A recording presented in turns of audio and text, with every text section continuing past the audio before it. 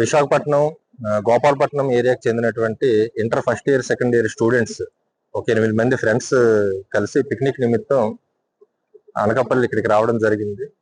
ఇక్కడ శారదా నది రివర్ లోపల ఇంటీరియర్ ప్లేస్.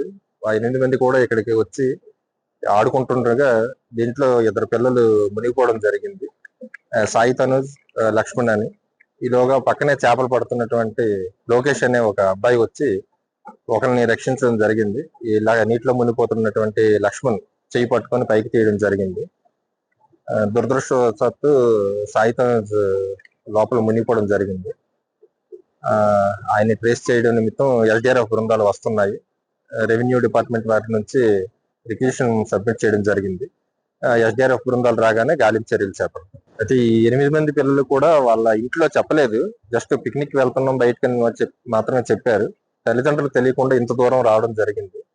ఇక్కడ గతంలో పంచాయతీ తరఫున మనం డేంజర్ బోర్డ్స్ ఏర్పాటు చేయడం కూడా జరిగింది. అయినప్పటికీ కూడా ఎవరు పట్టించుకోకుండా ఇటు రావడం జరుగుతుంది. చరిత్ర సృష్టించినోడు ఇప్పుడు ఆ చరిత్రని తిరగరాయబోతున్నాడు. అబద్ధాల గోడల్ని బద్దలు కొట్టి నిజాలను రాగా మీ ముందుంచబోతున్నాడు.